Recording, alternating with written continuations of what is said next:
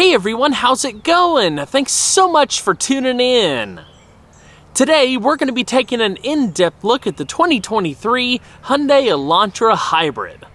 As with all of my reviews, I'm going to cover all of the ins and outs and take this thing on a thorough drive. I'll also get a bunch of sound clips. There's a whole lot of stuff to cover, so without further ado, let's go ahead and start her up and let her run.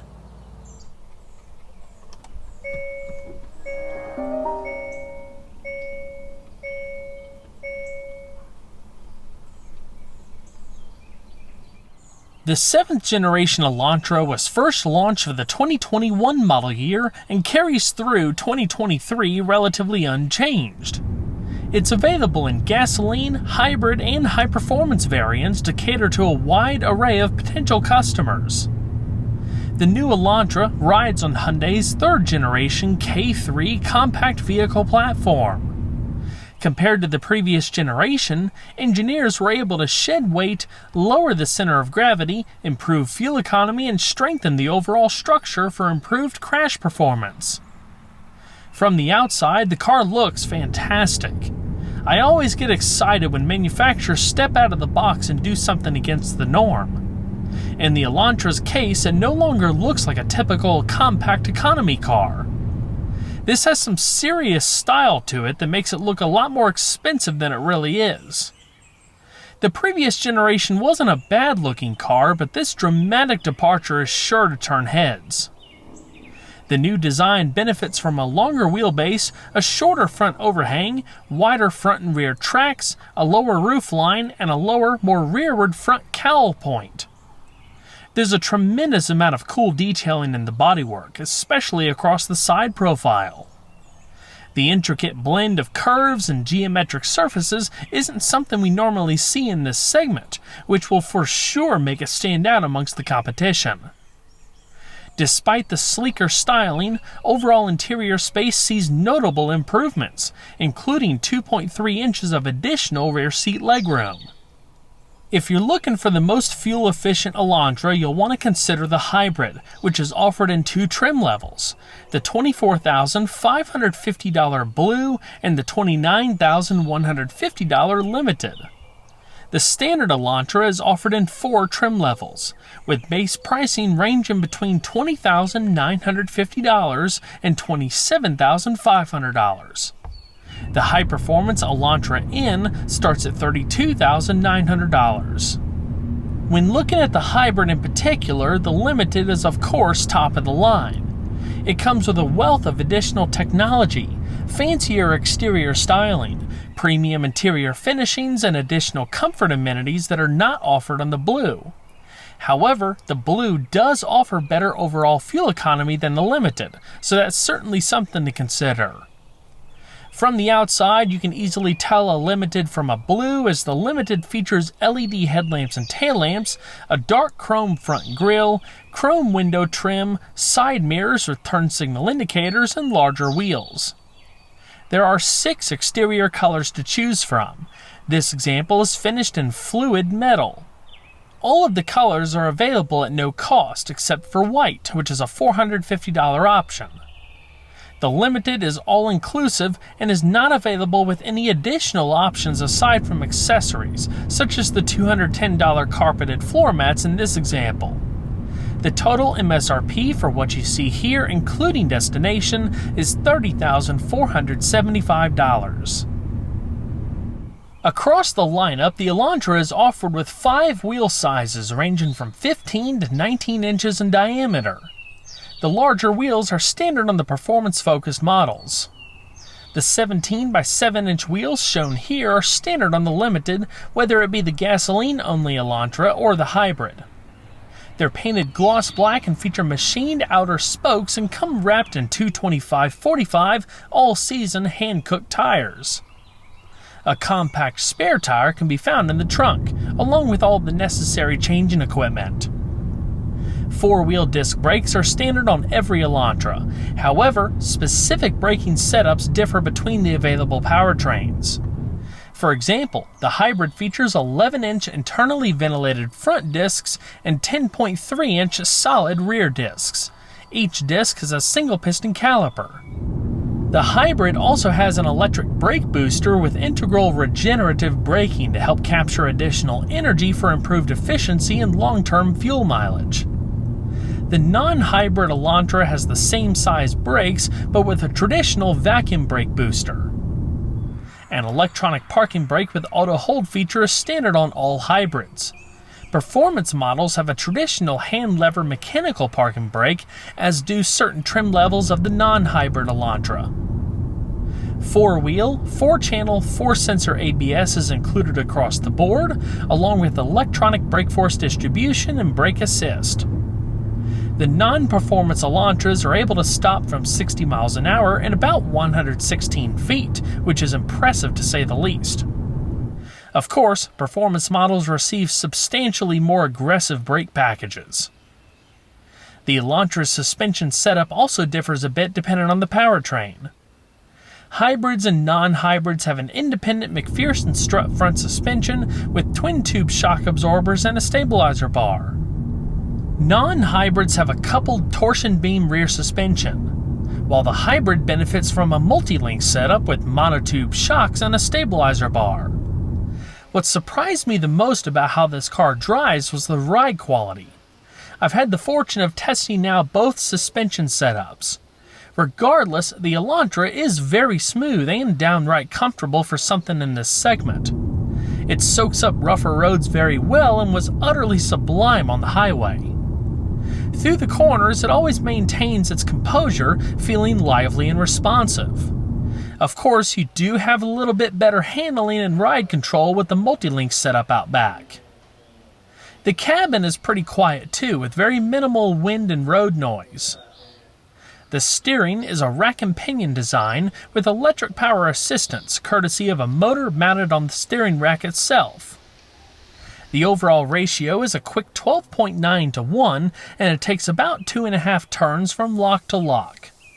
The turning diameter is 35.44 feet. A leather-wrapped steering wheel and shift knob are standard on the Limited.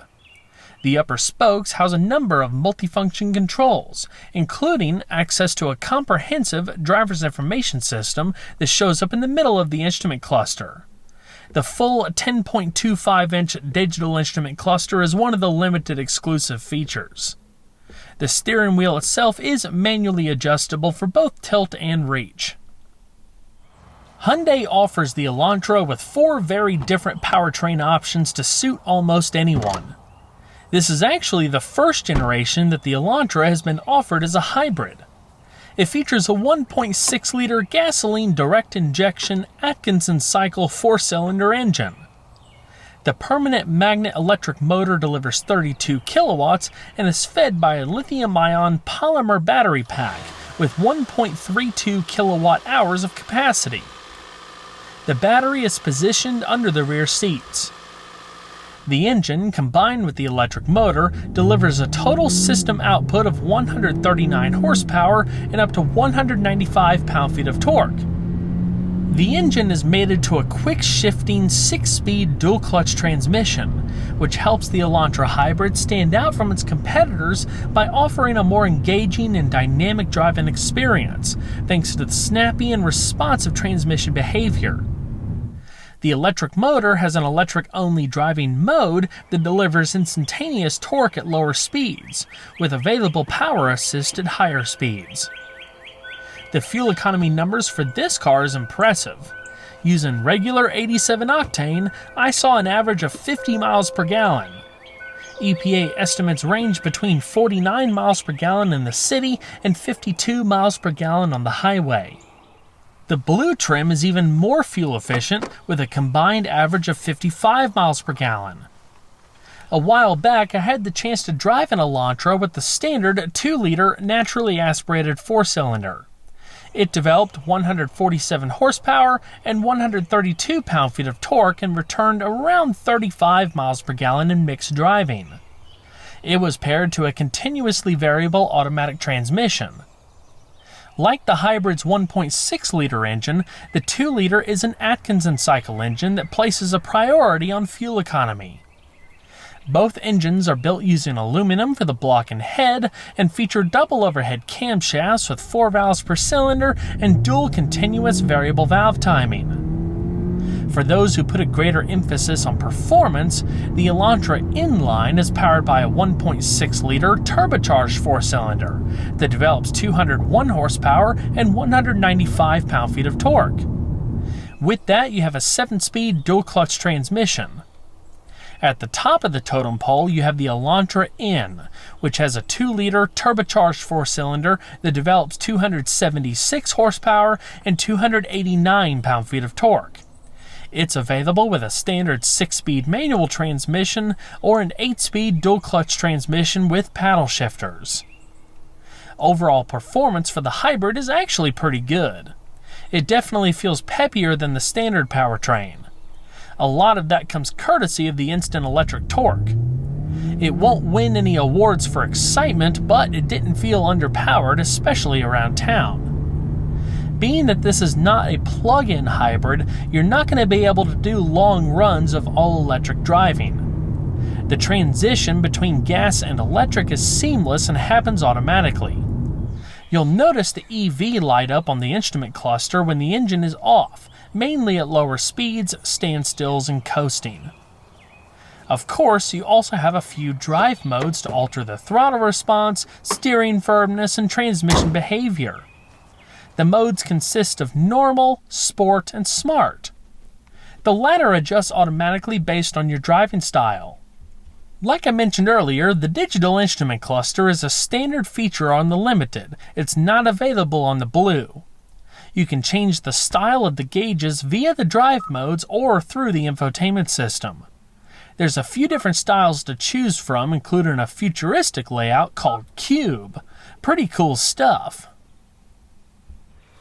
The Elantra's interior really stands out amongst the competition with a fresh layout that leans more towards sports car than economy car.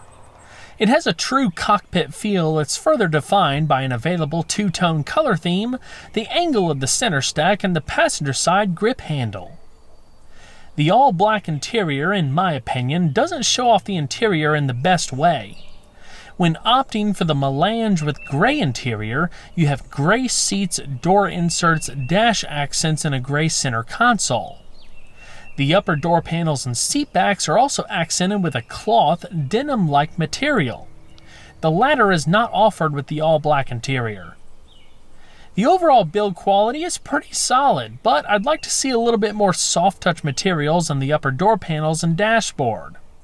Aside from that, it is one of the nicest interiors in this segment when you factor in the available technology, ergonomics, comfort, and quietness. There's lots of premium design elements, such as the wraparound dashboard, slim air vents, wide instrument panel, and the cleanliness of the controls. The Limited benefits from a number of exclusive features, such as leather-trimmed seats, a 10.25-inch infotainment system, and the 10.25-inch digital reconfigurable instrument cluster. The stitching, pipework, and perforated detailing on the seats are a really nice touch as well. The driver's seat offers 6-way adjustments. On the Limited, those adjustments are powered. You also get 2-way power lumbar in the Limited, driver's memory settings, and ventilated front seats. The passenger seat has 4-way manual adjustments. The headrests and seatbelts are also adjustable. Heated front seats are standard. LED interior ambient lighting is also included on the Limited. You have the ability to switch between a wealth of different colors. As far as audio systems, the Blue trim comes with a 6-speaker system. A premium 8-speaker Bose system is included on the Limited.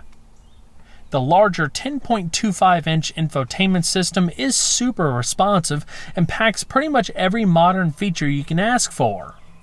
There's high-resolution graphics, a split-screen interface, and a capacitive touch display just like a smartphone. There's a server-based navigation system with real-time traffic data, multi-connection Bluetooth wireless connectivity that lets 2 phones connect simultaneously, and BlueLink connected car services. Apple CarPlay and Android Auto come standard. With the smaller 8-inch infotainment system, the bank of buttons across the center stack are relocated to around the screen, but when it comes to smartphone integration technologies, it's wireless. The larger display still requires a corded connection. An automatic dual-zone climate control system is standard. The Limited's wireless phone charger is located in the tray just ahead of the shifter. For those times you're sitting idle and feel like relaxing for a bit, there's a Sounds of Nature ambient system that offers a variety of calming themes so you can create a peaceful retreat. The Limited also has a different type of voice recognition system that uses a natural language interface with speech-to-meaning and deep meaning understanding technologies, delivering unprecedented speed and accuracy in voice recognition and responses, and an ability to remember context, such as the user's location, to support natural interactions. You can say things like, "Set the fan to my face," "Turn on my heated seat," "When is Mother's Day?" "Find me a Starbucks," and so much more. There's a huge variety of things you can say. One other pretty cool feature that's standard on the Limited is the Hyundai Digital Key, which uses a dedicated mobile app, near-field communication, and Bluetooth low-energy technology to allow the Elantra to be unlocked, started, and driven without a physical key via applicable smartphones. Elantra's digital key also allows secure sharing of virtual keys with family and friends. With regards to safety, the Elantra offers dual front airbags, front seat-mounted side impact airbags, and roof-mounted side curtain airbags for the front and rear, not to mention a whole host of driver assistance technologies, most of which are included as standard equipment. On the Limited in particular, you have everything. There's forward collision avoidance with pedestrian, cyclist, and junction turning detection, smart cruise control with stop and go, blind spot collision warning and avoidance assist, as well as rear cross traffic alert with avoidance assist. There's also lane keeping assist with lane following assist, driver attention warning and high beam assist, park distance warning and automatic braking, highway drive assist and safe exit warning with rear occupant alert. Obviously a ton of stuff. Some of the features I mentioned are not included on lower trim levels, some of which are part of optional packages, but like I said, most are included as standard equipment. A rear view camera is also standard and has a couple of different view modes so you can better see in different situations. I mentioned before that the Elantra's interior actually saw gains in space despite the sleeker styling. You have a little more than 2 inches of additional leg space and nearly half an inch of additional shoulder space. The rear seat can accommodate 3 people, however it'll be a little tight with 3 adults. Of course, there's child seat anchors too. There aren't any real amenities for backseat passengers with the exception of a fold-down armrest, overhead lighting, grab handles and coat hooks, a passenger seatback storage pocket, bottle holders in the door panels, and 3 adjustable headrests. A couple of welcomed additions would be rear console air vents and perhaps a charge port for mobile devices. With the front seat set to a comfortable seating position for myself, I still had ample legroom left over. I'm 5 foot 10 inches. There was some headroom left over too, but if you're around 6 feet or over, it's going to start getting tight. All in all, the Elantra is a compact car that feels anything but compact. Hyundai did an awesome job with giving the car a new identity without compromising on practicality. A hands-free smart trunk release system is standard on both the Blue and Limited hybrids. I forgot to get a clip of it to show, but it basically works by keeping the key fob in your pocket and walking up to the back of the car. It'll recognize you standing back there and automatically pop the trunk. It's especially handy if you have your arms full. The trunk offers a generous 14.2 cubic feet of cargo space. The back seat is a 60-40 split design, so you can fold it down if you need the extra cargo space. There's 2 levers in the trunk that release the latches. Underneath the trunk floor, there's a large well that has the spare tire in it. All of the tire changing equipment can be found in there as well. There's a decent amount of storage throughout the interior too, including door pockets, a large glove box and center console, cup holders for the front and rear. The front cup holders in particular are reconfigurable for different size cups. You even have a small map pocket to the right of the center console and a tray beneath the HVAC controls that would house the available wireless phone charger. That's also where you'll find 2 USB ports and a 12-volt power outlet. The passenger side seatback storage pocket is only included on certain trim levels. Well everyone, I hope you enjoyed the in-depth look at the 2023 Hyundai Elantra Hybrid. Be sure to leave a like down below because it really helps the videos a lot, and if you haven't subscribed already, consider doing so because there's a whole lot more where that came from. I'll see you guys on the next one. Take care.